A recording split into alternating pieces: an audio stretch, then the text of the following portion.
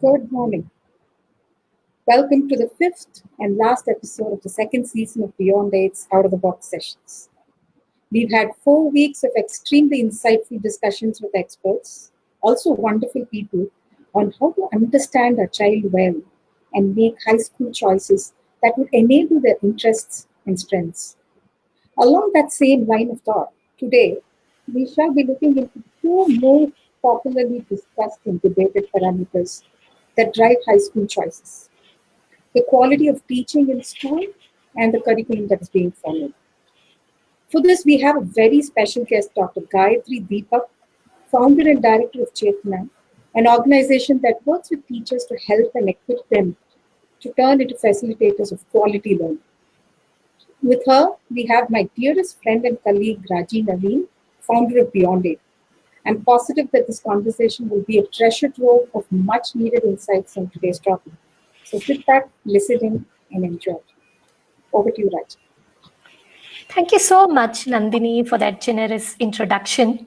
Hello, everyone.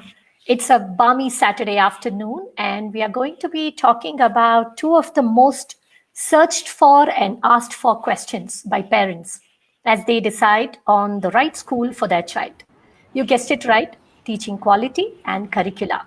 And today we have a very special guest with us to address these two topics. Dr. Gayatri Deepak, a dear friend, a stalwart thought leader in education, and founder director of Chetana. Dr. Gayatri is an educationist with about 3 decades of experience in education. She has worked in various roles, including being a researcher, lecturer, teacher trainer, school principal, consultant, and advisor. With a doctoral research in the field of curriculum and cognitive development and qualifications from the University of Cambridge in teacher training as well as in executive coaching. Dr. Gayatri has practically applied her learning to train and coach several school leaders and hundreds of teachers to transform schools into learning spaces that inspire children and teenagers to explore their true unlimited potential. And I think we also have a special connection with her. She was Naveen's teacher when he was doing the CIDTT training course, and very fondly remembers learnings from that session. Thank you so much, Gayatri, for stepping out of the box with Beyond Eight. Thank you so much. Wonderful to be here, Raji. I'm really grateful that we're meeting on this space. Thank you. So, Gayatri, I would like to start this conversation with a poem. I think when it comes to teaching, you just become very emotional and you also become very poetic, right? So, this poem is by Maya Angelou. She is a civil rights activist and an American poet. She is also very deeply influenced by her teacher. And she said, "This is the value of the teacher, who looks at a face and says, there is something behind that, and I want to reach that person. I want to influence that person. I want to encourage that person. I want to enrich. I want to call out that person who is behind that face, behind that color, behind that language, behind that tradition, behind that culture. I believe you can do it, and I know what was done for me." I believe that these verses set the context for our conversation today, and I would love to hear your thoughts, Gayatri, on teaching and curriculum before we, go into the nitty-gritties of this topic. Right. I think I'll start first with what is curriculum and then look at the teacher who transacts it. First of all, as we all understand, the written curriculum is what's given by a board of education.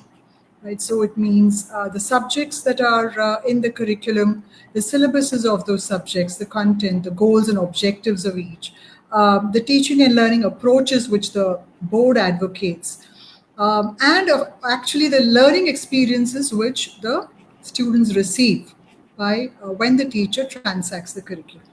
So while you can say this is a written curriculum and a school follows it, the curricular experiences are actually determined by how the school as well as the teachers interpret it. So that would be the curriculum in action, and we'll come to that a little later.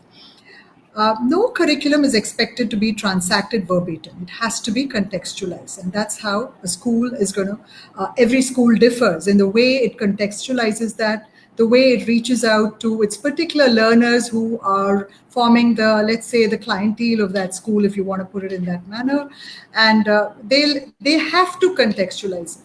It's not meant to be actually taken verbatim and delivered word to word as it's actually given, because you can't do that. And that's where the role of the teacher comes in.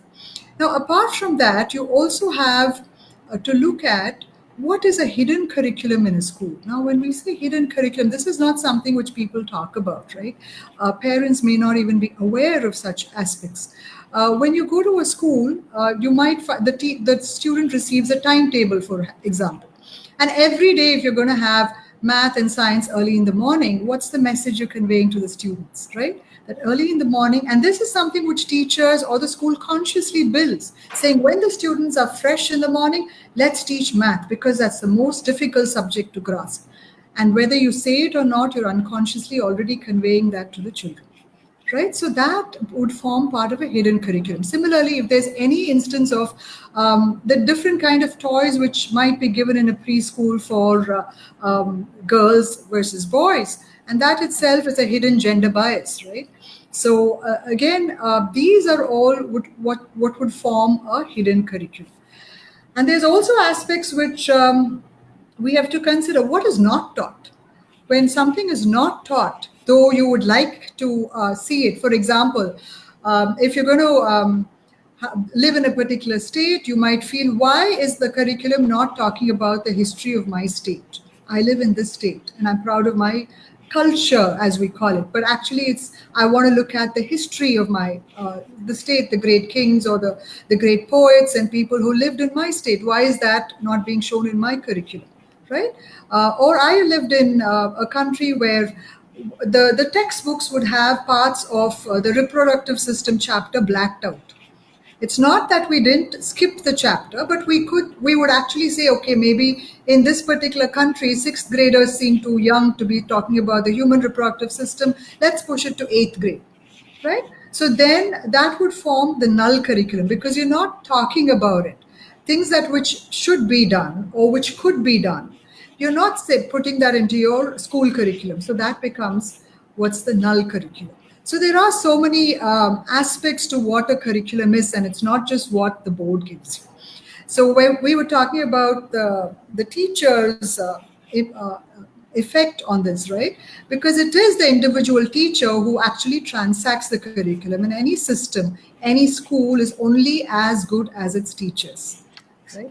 The collective action of its teachers, the collective expertise and the competences of the teachers are what matters, and so do the values and attitudes that every teacher brings in, right? So the role of the teacher, you cannot discount it, although we do understand that she's moved to become a facilitator of learning, an enabler of learning, but still she remains a central figure in a child's life.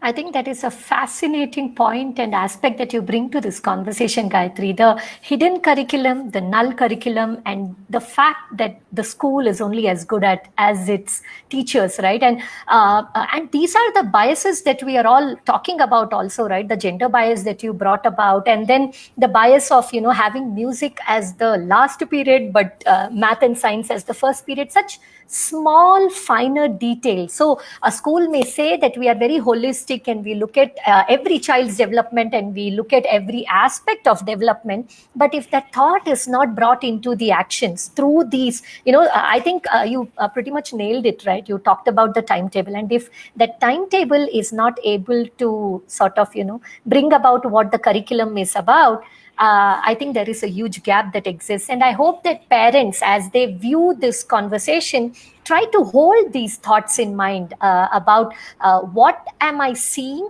and what am I getting, what am I listening to, all these different aspects. As we go on to think about the role of the teacher, Gayatri, the role of the teacher has been constantly evolving, right? Initially, they were on par with God and were offered a very high level of relevance and reverence. Time passed and teachers became more trusted partners of parents to guide their teens, right? And today, teachers are slowly moving away from the rigid pedagogical system, and they are now facilitators who stand back and allow their learners to carve their own paths and think independently. While we see all of this transition happening, the pandemic that we are in today has literally brought us all to a standstill, right?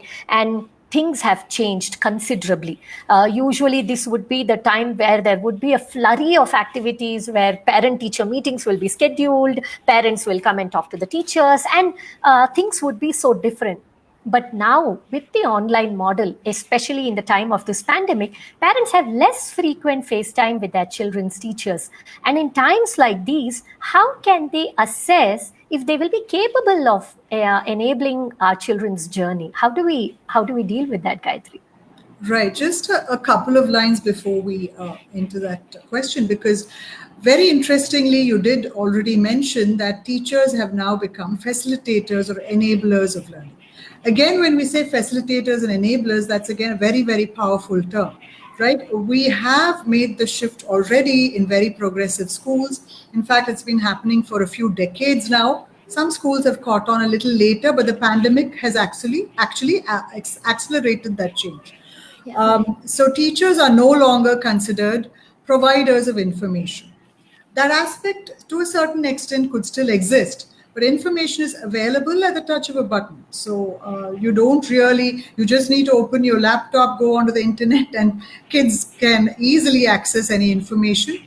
So you can't say that the teacher is the repository of all knowledge, because first of all, a teacher doesn't give knowledge. Nobody can give somebody else knowledge. You construct your own knowledge, right? That's the basis of a constructivist approach to learning. Could be a social constructivist approach, because we learn from so many other people, so many other situations as we go through life, right? So this usually forms the basis of any good system of education, any curriculum, right?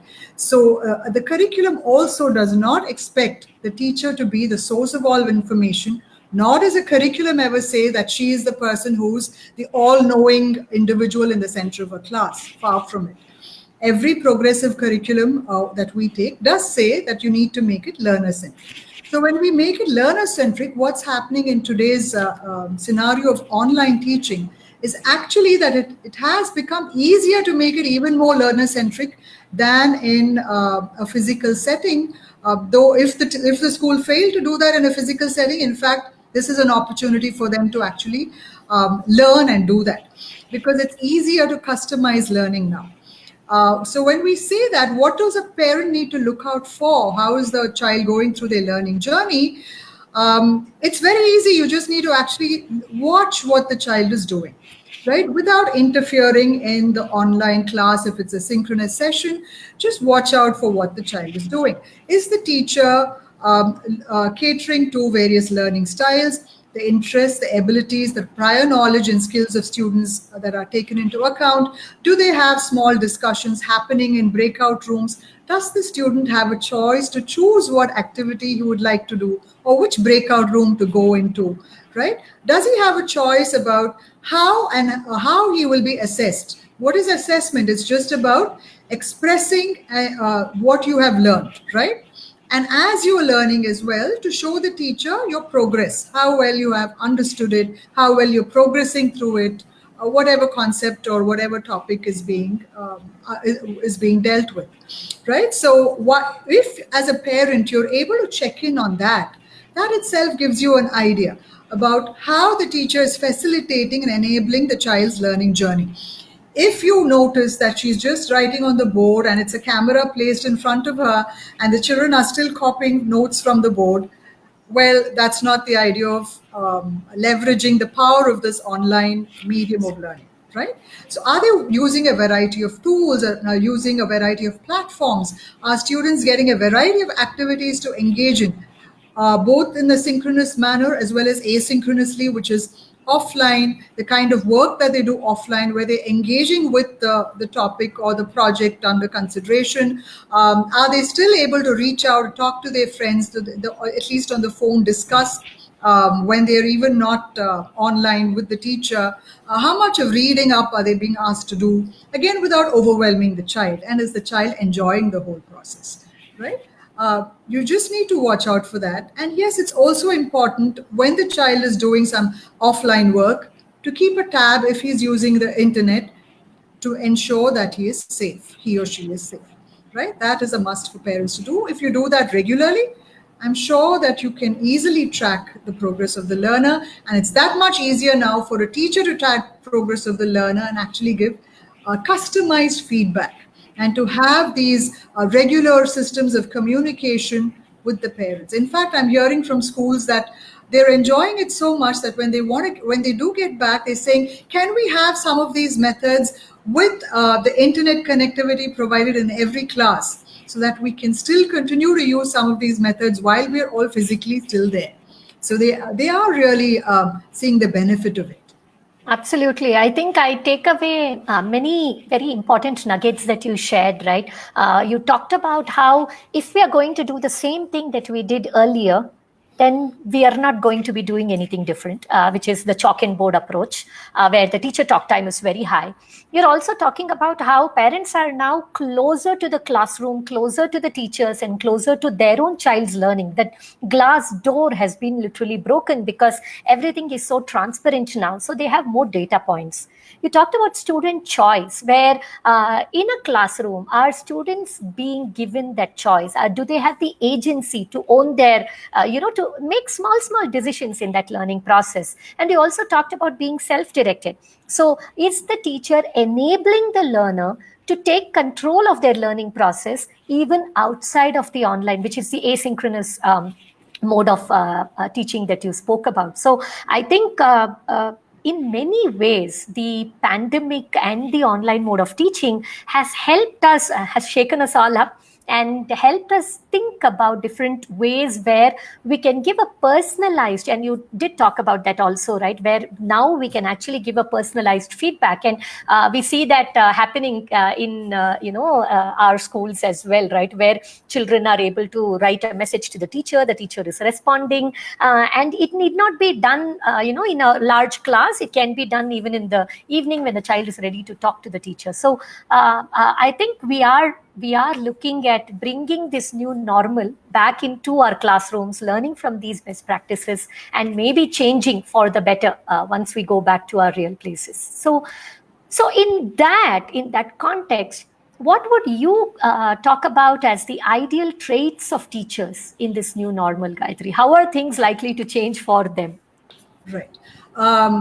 Again, when we said a teacher is a facilitator of learning, the amount of work that she puts in has actually increased. So let's not discount that. And with that, she has developed a lot of new traits, which could have already existed, no doubt. But then it has been, I think it's getting emphasized and accentuated to a greater deal now, right? So the teacher's role as a coach, as a mentor, has only increased now. So given that, that she or he is also facing the same kind of situations that we are in day-to-day life, and learning to balance her professional demands with also her personal life. What's happening is the quality of resilience, I think, is something which is extremely important as an attribute for every teacher. And then the ability and the willingness to learn, first of all, to unlearn, to relearn, to be a learner, not just in terms of technology, but also to adapt to new teaching and learning methods, which can be implemented both in an online session, and also something which you can take back when you actually go back to your class. So that ability to learn new methods is something which is again being highlighted at this point of time. And every teacher enjoys teaching because she is a co-learner along the journey. That's when you can actually gauge the level of passion and desire to be in this profession. So a teacher who is willing to be a learner is one who's really not just surviving through this phase, but is flourishing in this phase. and also allowing her learners to flourish. So I would say it's resilience, it's empathy for the parents, the students. The amount of rapport which you had earlier, of course, matters a lot, because that would translate into the empathy for teachers as well. I mean, sorry, for students and their families during this time of the pandemic, and to reach out, to go that extra mile, and to see, okay, if a child or a family is struggling with adapting to this mode of learning, how can I as a teacher actually help them? So it's not just about her self learning, but also reaching out to the people who matter most, which is the students and their families, and to have that ability to empathize and to communicate that empathy. That's important. You might feel it inside, but then how good a communicator are you? How are you going to reach out to them? I think these attributes are extremely important right now. The resilience, the empathy, being a learner, and being an effective communicator. I think I that think really matters.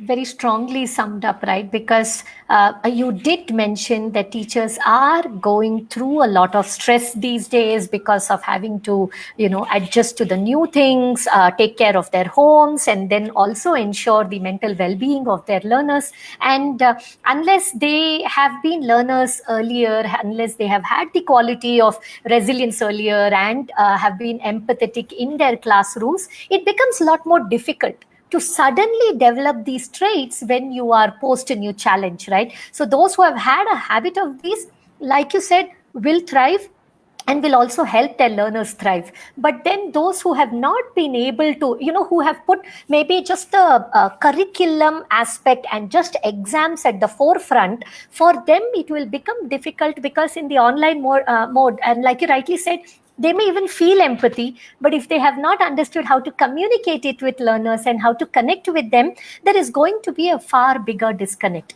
And I think to learn how to learn, to be resilient, is something that will stand them in good stead in these changing times. And hopefully for many of them, this may have been that quick learning process too, even for those who didn't practice these earlier. This moment, it's almost like before an exam, how you will try to cram up everything. For all you know, this may have presented that opportunity to make that shift and maybe find that confidence because of trying to doing new things and trying to find that confidence from that.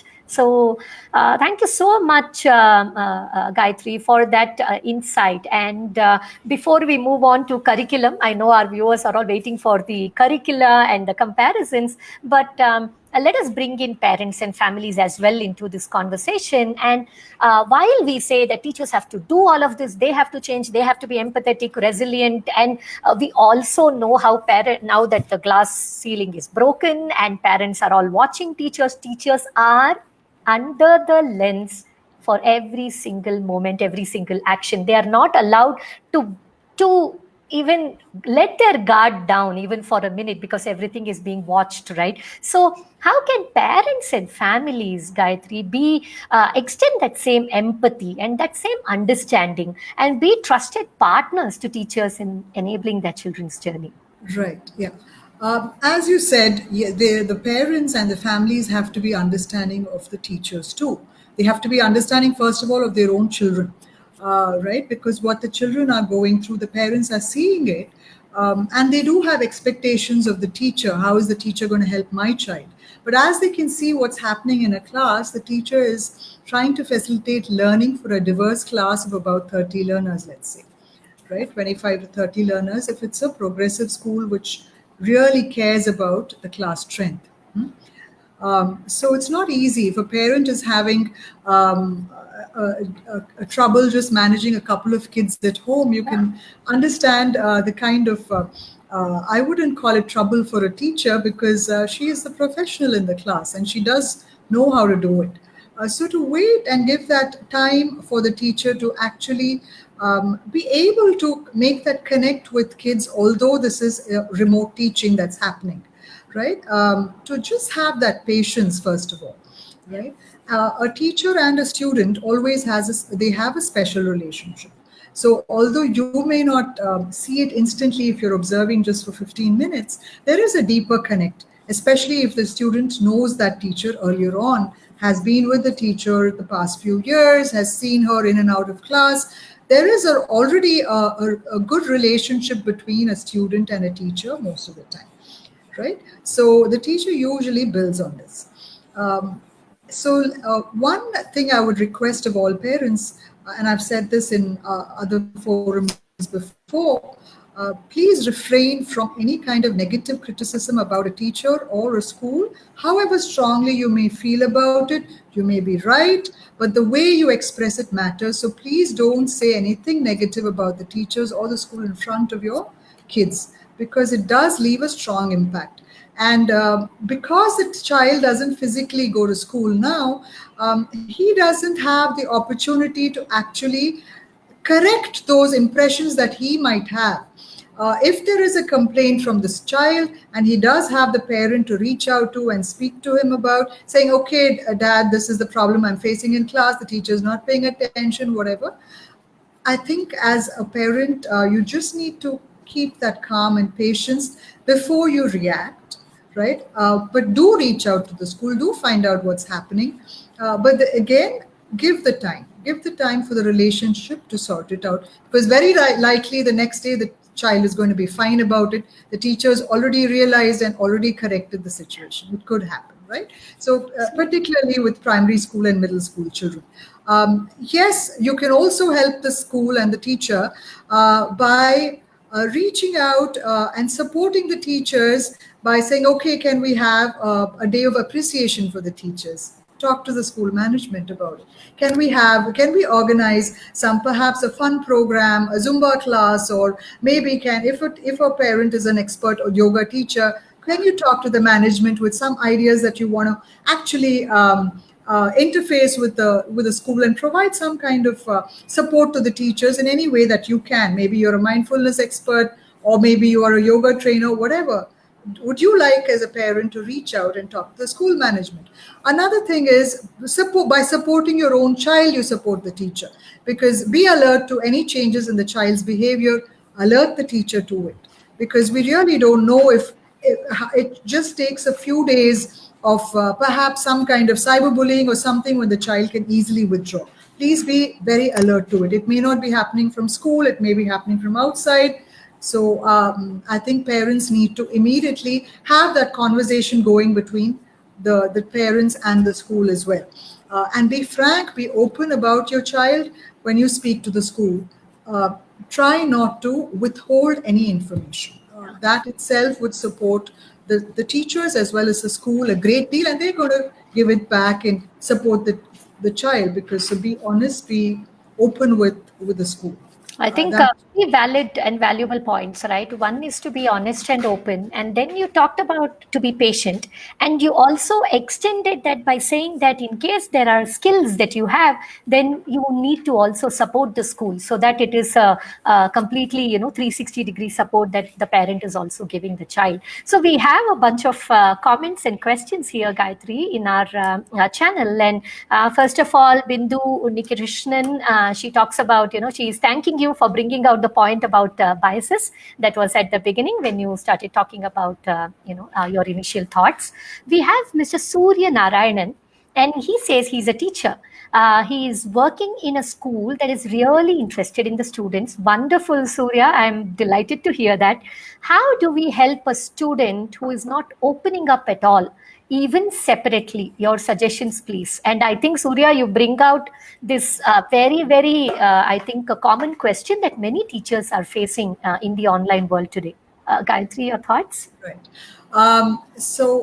If you'd happen to know the child before this online session started, it certainly helps. And that's why I did say get into a dialogue with the parent, first of all, to get to understand the child better. And I do think some children are quiet, let them be. Right? Absolutely. I let them be, it's okay.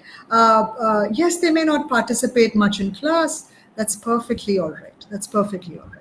We don't need to expect every child to communicate with their peers. We don't need to expect every child to communicate verbally with a teacher. But yes, if you physically can meet them, in a class setting or in a school setting or even outside in a month or so, if things open up outside, and you're able to meet the parents and the child, that would greatly help. And I think it's just being, it is our expectations that we impose on children, and we think everybody has to meet these expected learning outcomes as we frame them, right? So Absolutely.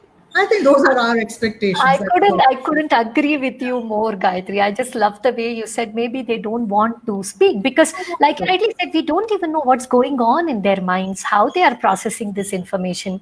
Some children may take longer to just express differently. And It's just to add on, even with adults, some of yeah, the online interviews that I've been conducting, it's actually a big effort that I need to make with some people, where I need to draw them out. They want to attend an interview, they want to speak to me, but then they don't know how to express themselves, and you really need to push it to actually bring them out. This is adults yeah, I'm yeah, talking about, right? So how much more difficult it might be for a child in a social setting, in a class, and that too online, right? absolutely. So that could be the challenge you're facing, Surya. It could be that. And I think Gayatri you also mentioned, and we spoke about this earlier too. What are the relations that we have built before? And those are the things. What is the quality of the relationship between the teacher and the child Matters, and the yeah. students? And even if we in Surya school, like he's saying, they're interested in the students, so they may have built a very strong relationship as well. But at the same time, like you mentioned, we need to listen to them more, and maybe they will take time to open up. We just have to be with them, stay with them, If you and do get a chance to meet them outside sometime, yes. you could, if the school enables it. Absolutely. Before we go on, we do have comments from Bhanu Shankar and Rama Lakshmi. But what we will do is please hold on to those thoughts. We have your questions with us. We will move on to the curriculum aspect of this conversation and then come back to the remaining questions.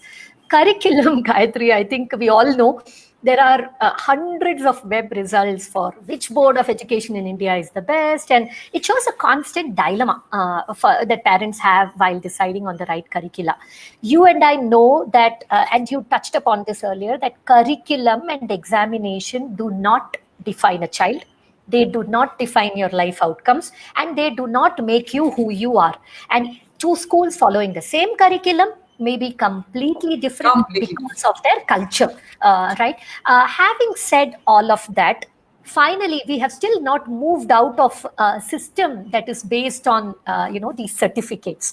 And while knowing that that is the system we are in, parents want to know, okay, I know all of this, I understand this, that the world is changing and the world is completely different. There are people who are not even asking for certificates and all of that. But given today's scenario, what should I do? There are just so many opportunities available, options available, so many well wishers giving me all of these inputs, but how do I process this information? So maybe I think we can look at this more intellectually, I think, Gayatri, because when we don't we just talk about very factually about what the curricula offer.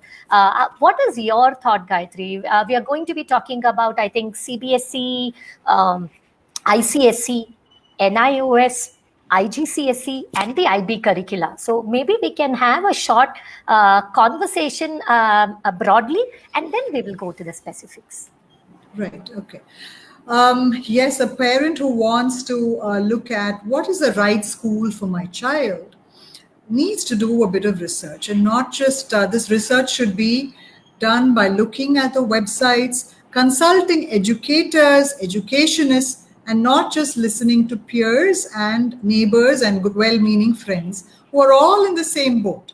So it would help if you do your research from authentic sources, right? And not this is the difference between in one of the key points, in fact, which we actually enable in children. It's a key objective in an English or a social science course. It would say differentiate between fact and opinion. It's as simple as that, right?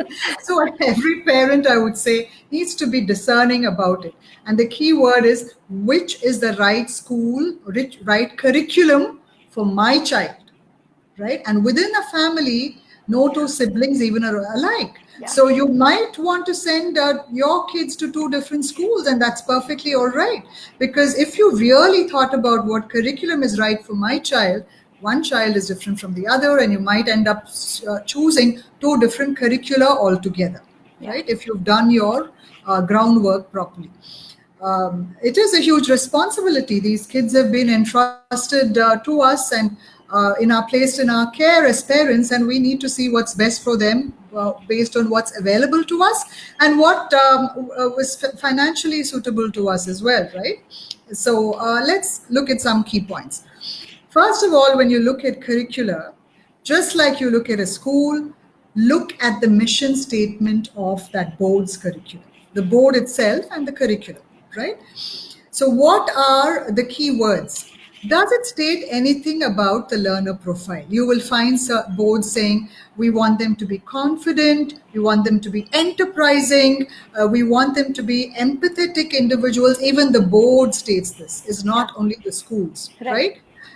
So please look into that. When we look at individual boards, perhaps we can dwell a little bit on that, because that defines the content, the syllabus which will actually follow.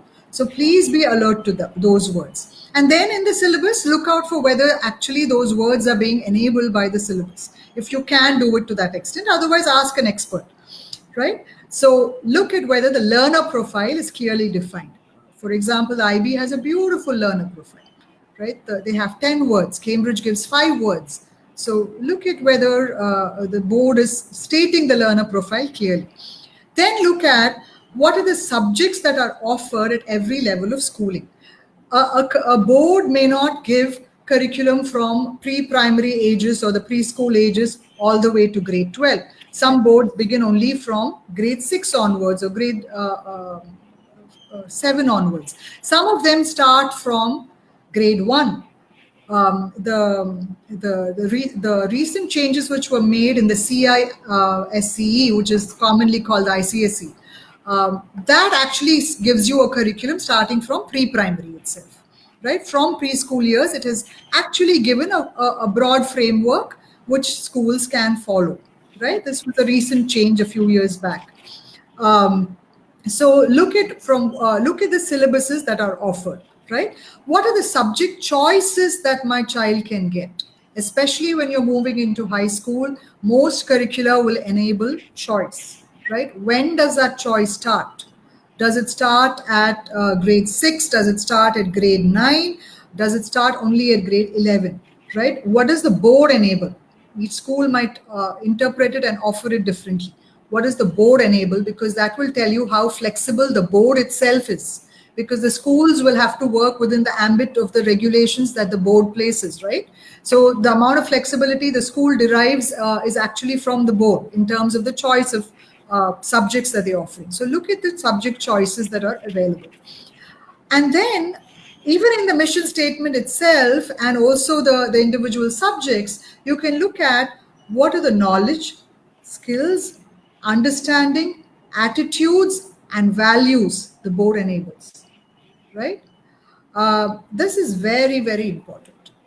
Does the board itself enable positive attitudes and let's say secular attitudes, values? Does the board itself enable it, right?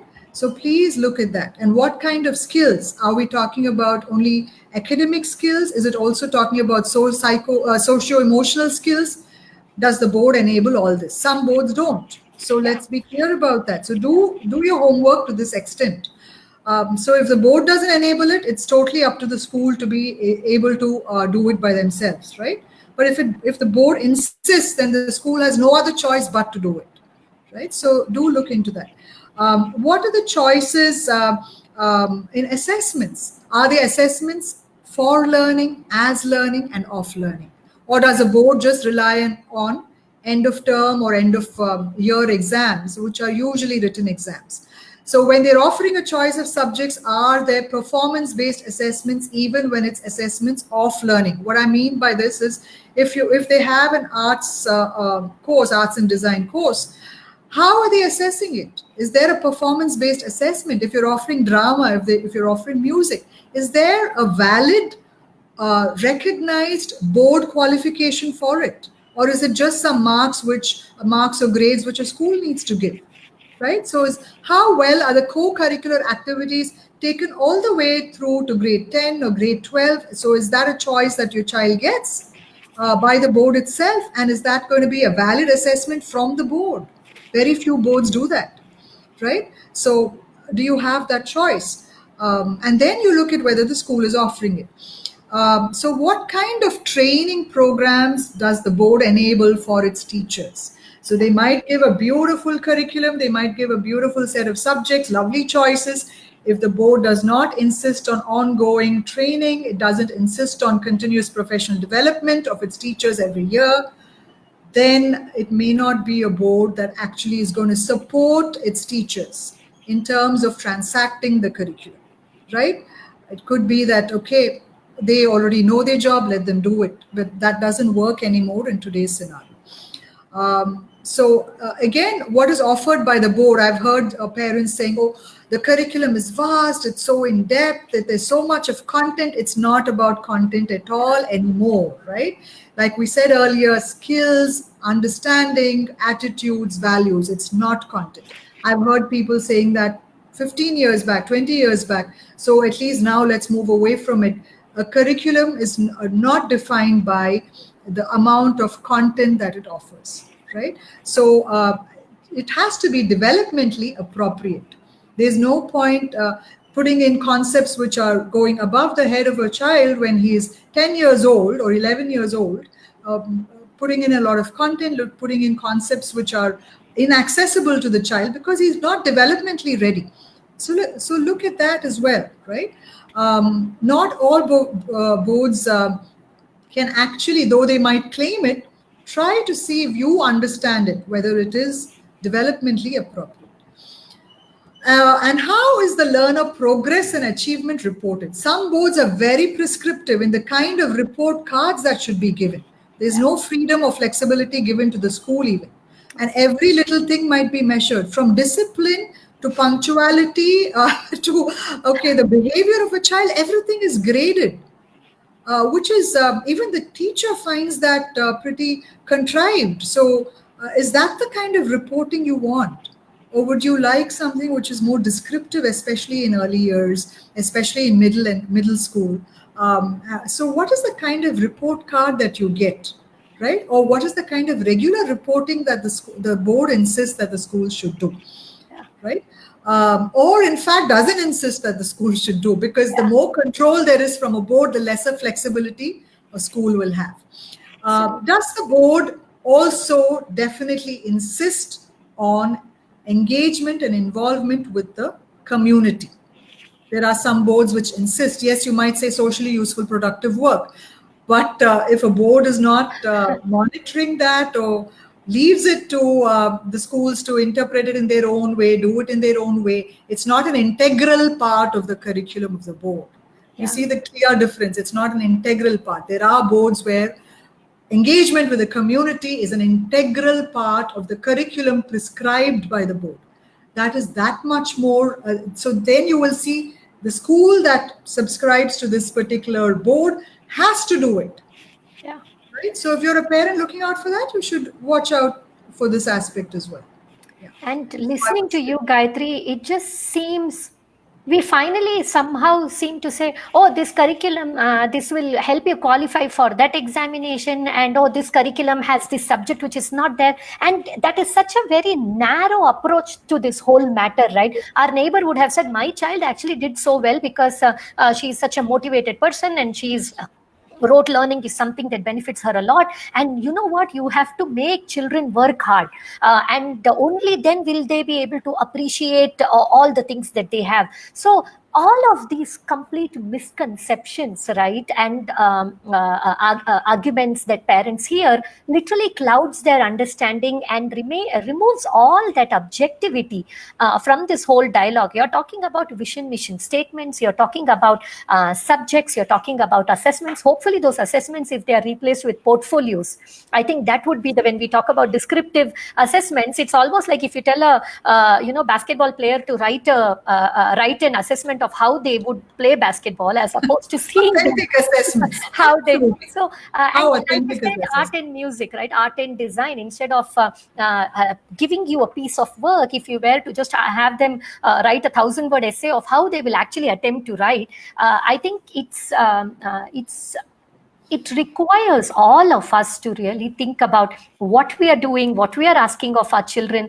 Recently, I was reading this research on pedagogy of confidence, Gayatri, and it talks about how finally, if children are not going to feel confident and they are not going to have self-worth, every single measure that we use to measure them, they're just going to be failures in that aspect. And maybe we need to look at curricula that give that flexibility and that offer children more reasons to feel successful about themselves rather than stamp. I think Naveen Mahesh, who is the co-founder of Beyond Aid, he would say these certificates, only education system actually has the certificate of failure, which you're supposed to laminate and hold it and show it to the world, whereas no other system has a certificate of failure. So I think in this conversation, maybe we should also hope that curricula change from issuing these certificates of failure to actually, moving towards certificates that show progress and that show those beautiful, leaps that children have made in their own context.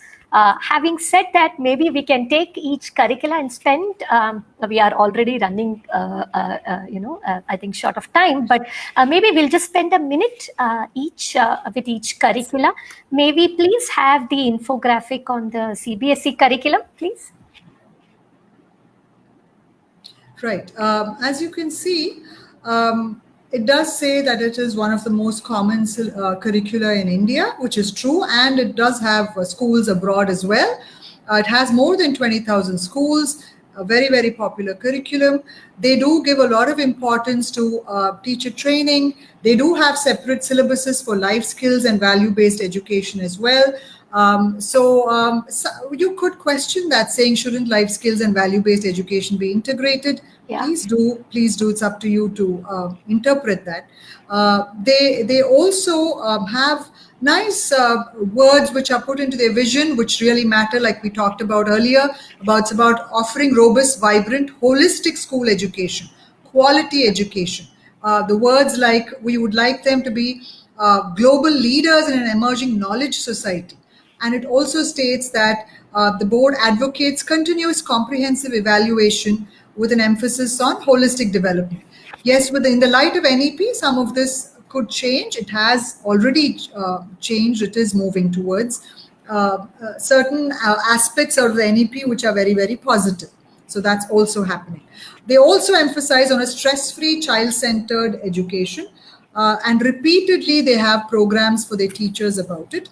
So again, when you're looking at this curriculum, I would say this does prepare students for competitive exams. It does. You would find more CBSE students writing the JEE, the NEET exams. Yes. They do have an advantage, I should say. Yeah. But the amount of stress that you give to your child is entirely up to your family, the society, these circumstances. It's not from the board, right? And it Absolutely. should And I not think be from the school either. It should never be from the school, nor should it be from society. It's all and when you up to bring about us.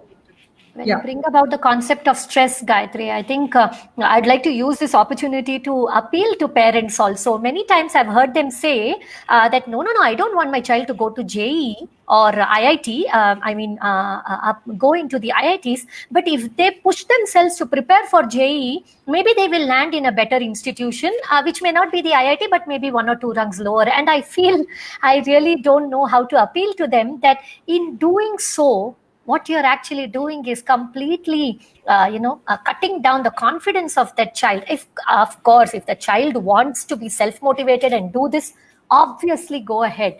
But more often than not, parents feel that the children need to be pushed. Somehow we have this push mentality where we feel that they need to be pushed, and sometimes that is what is resulting in such a lot of mental illness in our children. And hopefully parents should take note of that. So Right. So we it's not the fault of having. It's not the question of, oh, we should do away with entrance exams. Those are very stressful. That's the totally wrong way to look at it. It's just that everybody wants to sit in for a medical exam or an engineering exam, and then blaming that, okay, the national exam does not have questions which are suitable for children from this particular state, from that particular yeah, state. I think that's just, please let's remember, every curriculum in the country, which is a national curriculum or a state curriculum by a national or a state board, has to follow the national curricular framework. So there is no question of not having questions from my board, from our textbooks. It's not like that. And yeah. this is a competitive exam. It, when you're agreeable to sitting for that exam, first of all, make sure your child is ready for that. Period. If Absolutely. your child is not ready for it, don't make them sit for it. And And don't blame children the board. announce, right? Children announce themselves. You already know are children wanting to do this or not. We'll quickly go over the rest of the curricula as well. It's already 11:50, and we should wind up. Is it possible to bring in the NIOS curriculum, please? Right. It would, sure. The infographic on the NIOS curriculum.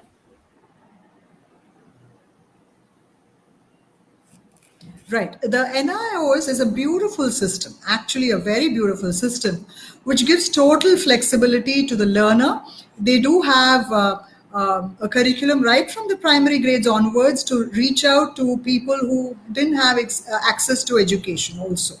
Right. So it is a lovely system which through which everybody in the country can benefit.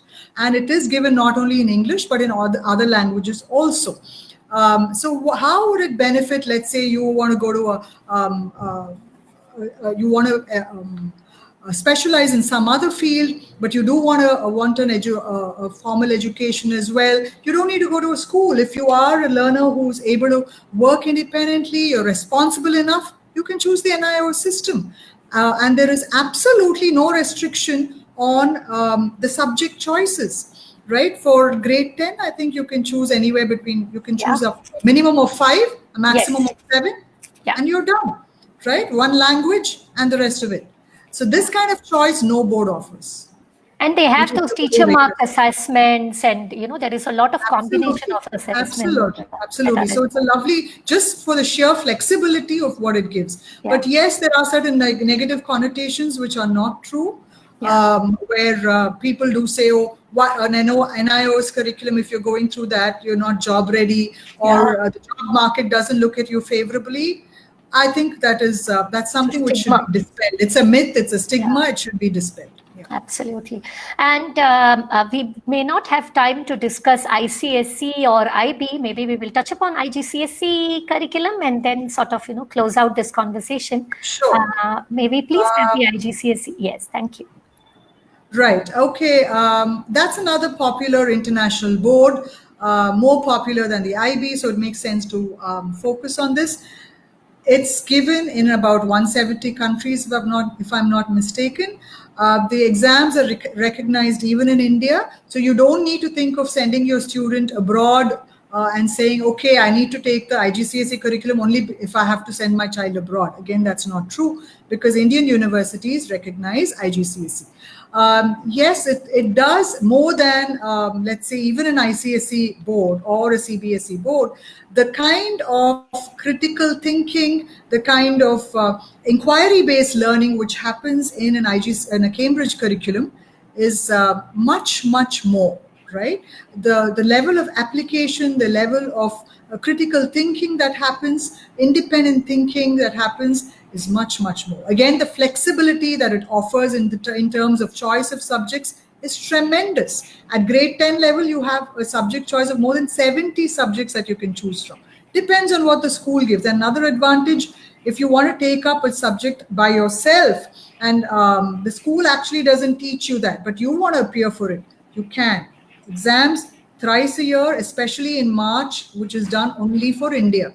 So all these are huge advantages of the Cambridge curriculum.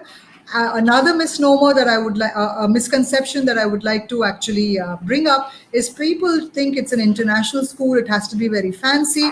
Not at all. They do not dictate the culture of a school. They don't dictate what social sciences curriculum or humanities curriculum that you're going to do.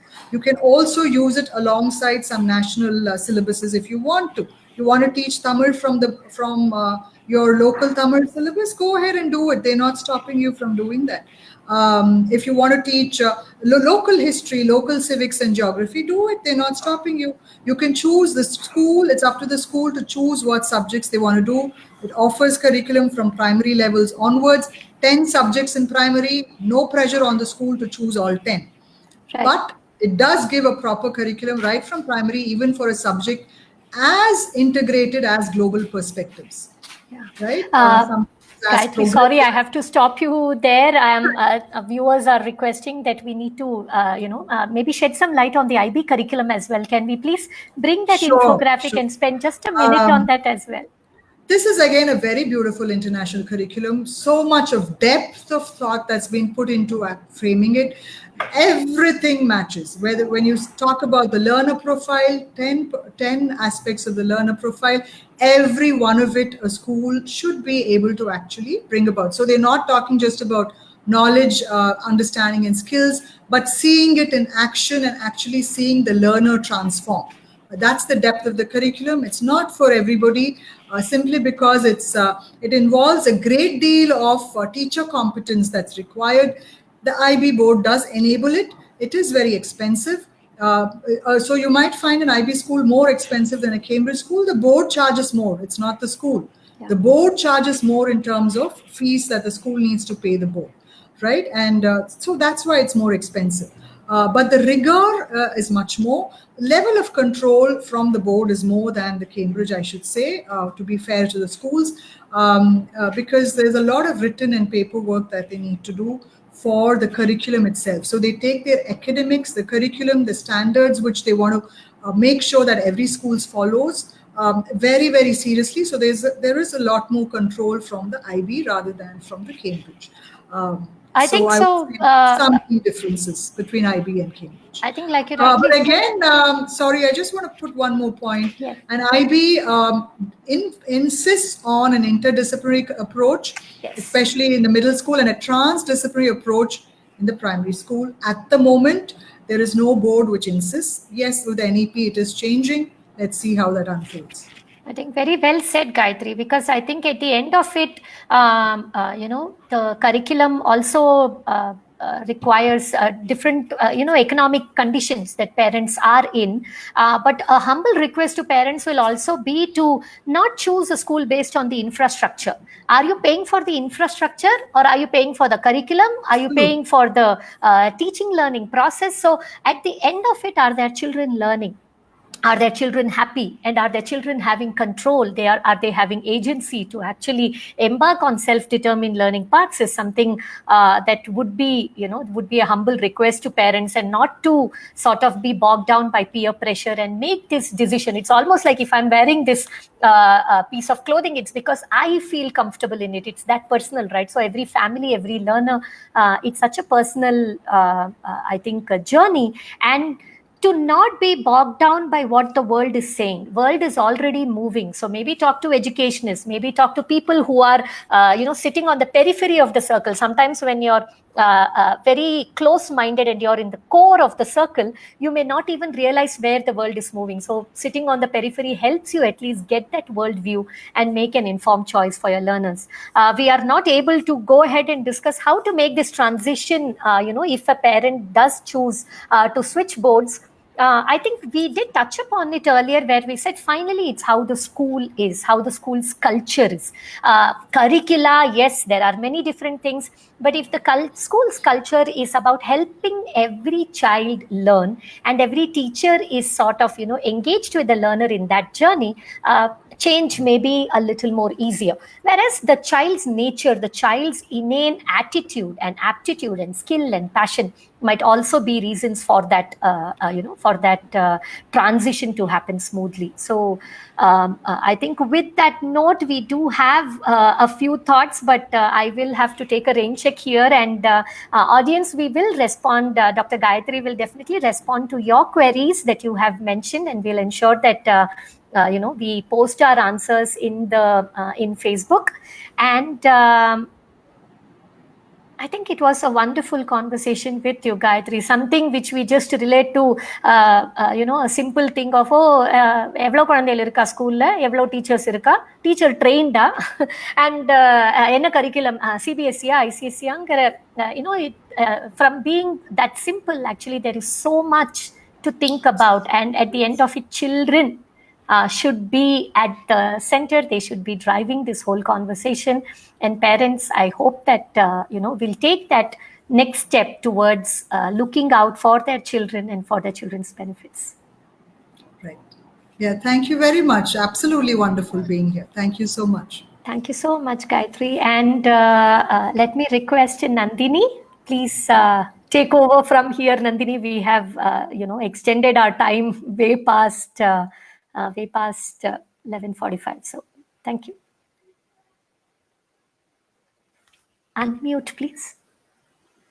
Unmute, please.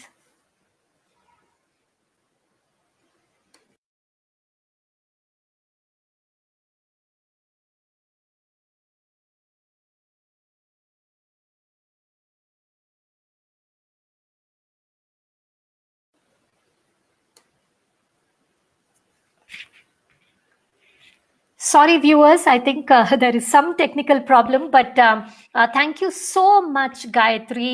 Your thought process, the clarity, the succinct nature in which you spoke are just, I think, when we write the blog about this for all our viewers, it's going to have such wonderful nuggets of information.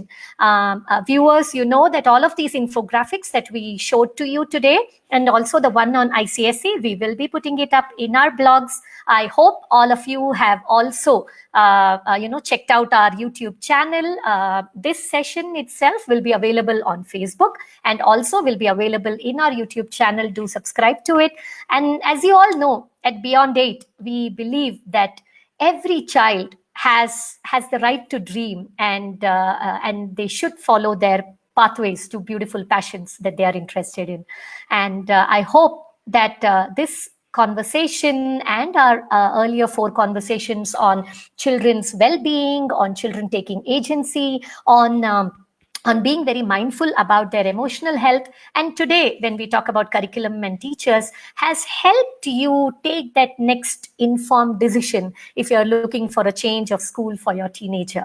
Looking forward to a season 3, and for all you know, maybe it will be you who will decide what our content is for season 3. Seasons 1 and 2 have been super success, and we thank you all for your cooperation and for being such enthusiastic participants in this journey of ours. Thank you so much. We will sign off now. Thank you, Shefali. Thank you for your kind words. And we will hope to respond to all the questions that are there in the Facebook page within a day.